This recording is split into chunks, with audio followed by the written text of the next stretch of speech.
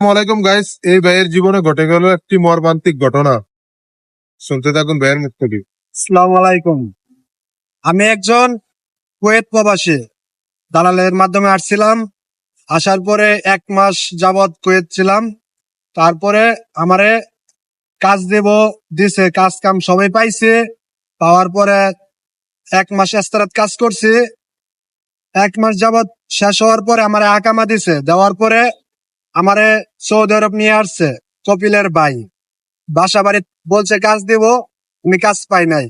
Saudi আরব আসার পরে 5 দিন যাবত রইলাম, আমারে কাজ দেয় নাই। আমারে নিয়ে দিছে বড় রুমের ভিতরে, বলছে 5 দিনের ভিতরে আমার কাজ দিব, কিন্তু আমি কাজ কখনো পাই নাই। 5 দিন যাবত ছিলাম বড় ভূমিত। আমারে বলছে তোর ওই জায়গায় কাজ করতে হইব। আমি বলছি কি কাজ? আমারে বলছে ওট দুম্বা চড়াইতে হইব। আমি বলছি আমি তো ওই কাজের জন্য আসি নাই, আমারে বাসা বাড়ির কাজের জন্য আনা হয়েছে। কি বলবো, দুঃখের বিষয়, আমার সাথে এই 9 মাসের ভিতরে অনেক কাহিনী জড়ছে। কিন্তু আমি সৌদি আরব আইসি, আসার পরে 5 দিন যাবত ছিলাম কপিলের ওনারে, কিন্তু ওই জায়গাতে আমি কাজ কাম পাই নাই। আমারে খুব অত্যাচার করছে, করার পরে আমি নিজেই বাধ্য হয়ে চলে আসছি। আসার পরে দাম্মাম আসলাম।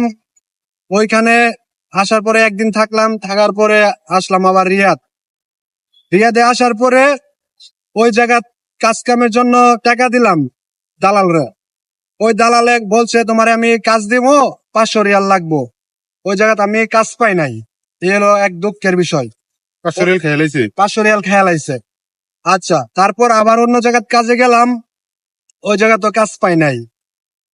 কিন্তু আমি তো ওই জায়গা টাকা কামাই করে আর দেয় নাই, আমার দেশ থেকে টাকা আই না। তারপর আমি কাজ লাইতে চাইছিলাম, দুঃখের বিষয় আমার কাজ দেয় নাই। নাহলে আমার জীবনে এই সৌদি আরব আজ 9 মাস, কুয়েত 1 মাস, 10 মাস চলতেছে, কিন্তু আমি 1 টাকাও পাঠাইতে পারি নাই।